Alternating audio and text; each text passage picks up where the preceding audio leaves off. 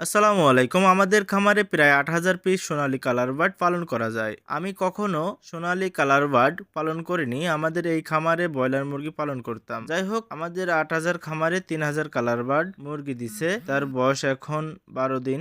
আর ম্যানেজমেন্টের উপর ভিত্তি করে বাকি মুরগি দিবে। আর তাই আমাদের আগামীকাল মুরগি দিবে সোনালী ৪,০০০ পিস। আগে ৩,০০০ আর এই ৪,০০০, মোট খামারে মুরগি হবে ৭,০০০। আমাকে ডিলার বিকেলে ফোন দিয়ে বলল আগামীকাল সকালে বাচ্চা দিবে। আমাদের যে পুরনো চাষ ছিল সেটা আগেই ৩,০০০ মুরগিতে লাগিয়েছি।